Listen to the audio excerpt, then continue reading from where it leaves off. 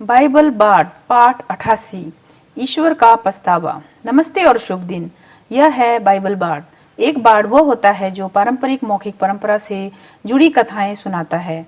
मैं यहाँ हूँ आपको यह सुनाने और समझाने के लिए कि बाइबल का साहित्य ईश्वर और इंसानों के बारे में क्या कहता है। आज हम जिस विषय पर बात कर रहे हैं वह चर्चों में बहुत कम सुना जाता है।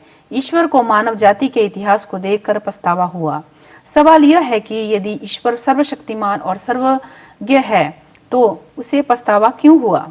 कुछ धर्मशास्त्री मानते हैं कि ईश्वर का विरोध नहीं किया जा सकता क्योंकि उसकी शक्ति और ज्ञान निरपेक्ष है, लेकिन बाइबल में इसके विपरीत स्पष्ट प्रमाण मिलते हैं कि इस समय में मनुष्य ईश्वर का विरोध कर सकते हैं। वे ईश्वर की इच्छा को ठुकरा सकते हैं।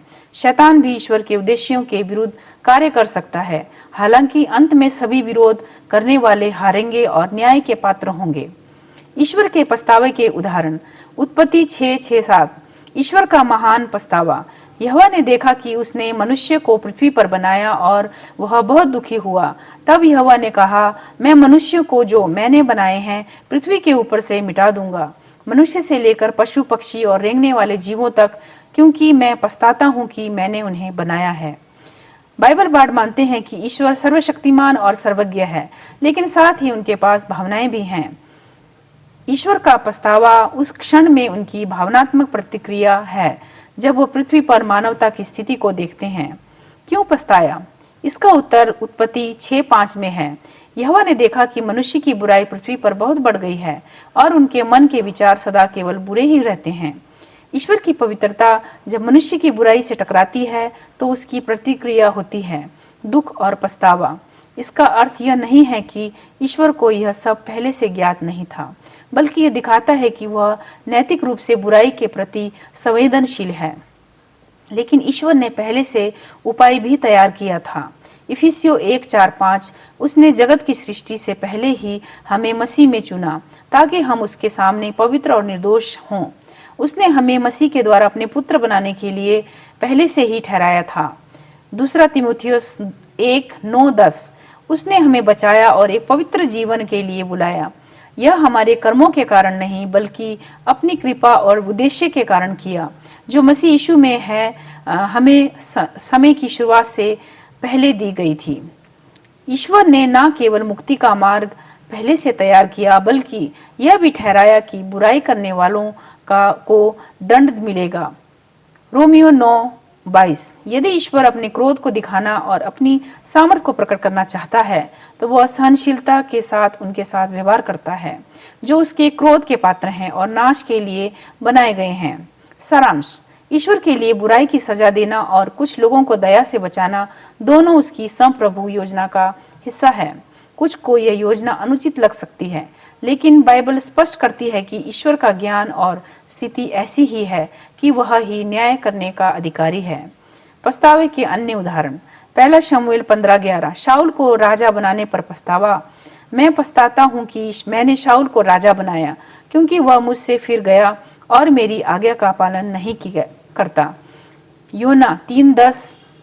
निनवे के विनाश से ईश्वर का मुकर जाना। जब ईश्वर ने देखा कि उन्होंने कैसी बुराई से मुंह मोड़ा, तब उसने वह विपत्ति नहीं लाई जिसकी उसने उन्हें चेतावनी दी थी। निर्गमन 32:14। इजराइल को नष्ट करने के निर्णय से ईश्वर का मुकर जाना। तब यहोवा ने यह विपत्ति नहीं लाई जिसकी उसने अपने लोगों को चेतावनी दी थी। बाइबल स्पष्ट कहती है कि ईश्वर को पछतावा हुआ। यह पछतावा गलती का संकेत नहीं है, बल्कि यह उस क्षण का भाव है जैसे कोई सेनापति सैनिकों को लड़ाई में भेजता है। उसे पहले से पता होता है कि कुछ मरेंगे, लेकिन जब वह युद्ध के मैदान में जाकर उनके मृत शरीर देखता है तो दुख और पछतावा होता है। रणनीति सही थी, लेकिन कीमत भारी थी। निष्कर्ष। मानव इतिहास में बाइबल दिखाती है कि ईश्वर को इंसानों के गलत निर्णयों पर पछतावा और दुख होता है। साथ ही वह उनके सकारात्मक उत्तर पर अपना निर्णय भी बदल सकते हैं।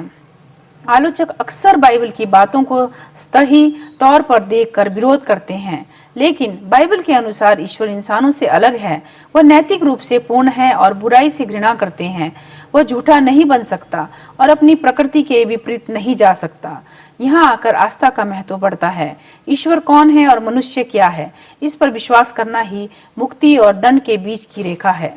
बाइबल बाढ़ के पिछले पाठ, ईश्वर कौन है, बाइबल बाढ़ पाठ 2 से बाइबल बाढ़ पाठ 14। इंसान कौन है, बाइबल बाढ़ पाठ 16 से बाइबल बाढ़ पाठ 19। बाइबल बाढ़ की शैली संक्षिप्त, स्पष्ट और विषय पर केंद्रित। प्रचार नहीं, सिर्फ सूचना। हम केवल ये बता रहे हैं कि बाइबल किसी विषय पर क्या कहती है। मानना या ना मानना आपका निर्णय है। सहयोग करें बाइबल बाढ़ पॉडकास्ट को। पैट्रियन पर $1 सप्ताह और $5 माह से समर्थन दें। गोफंडमी के जरिए भी दान कर सकते हैं। बाइबल बाढ़ खुद कोई वेतन नहीं लेते। संपर्क बाइबल बाढ़ US@gmail.com पर।